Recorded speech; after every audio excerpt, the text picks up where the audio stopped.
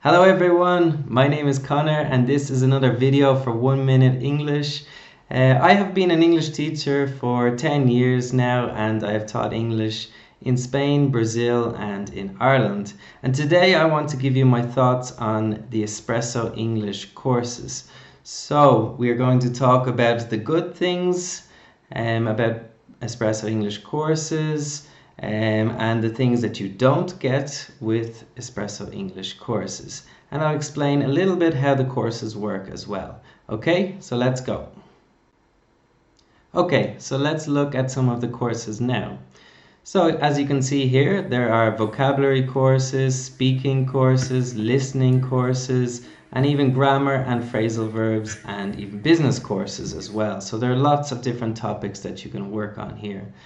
The courses themselves, they have about 40 different lessons in each course, and usually they have kind of an audio where you listen to an audio or a video, and then you have the transcript. The transcript means what the people are saying, okay?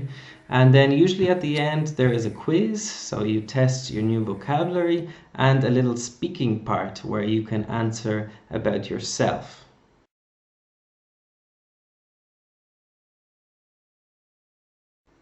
What I like about Espresso English courses, basically I like the fact that there are many courses on different topics.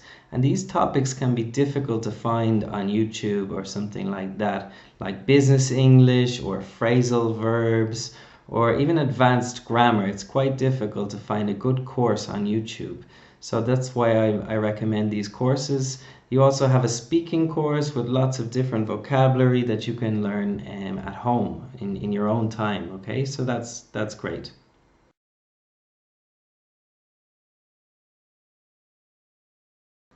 The Espresso English courses give you a lot of information, a lot of vocabulary that you can practice in many different contexts. Like, for example, talking about the movies or talking about supermarket interaction. So that's great to prepare you for when you are in this interaction or situation. The one thing you don't really practice in these courses is this real conversation where somebody comes up to you and tells you and says something very fast and you have no context. All right, so Espresso English, you practice different contexts, but sometimes in real life there is no context, okay? So that's one thing you can't really practice with these courses.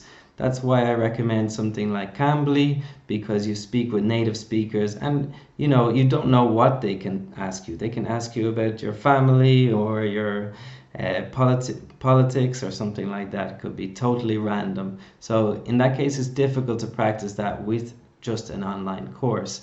But of course, you can prepare for many conversations, right? Usually we have the same conversations, right? We talk, where are you from? How long have you been studying English? Something like that, right? So it's very good to practice these conversations. So Espresso English is really good for practicing many different contexts.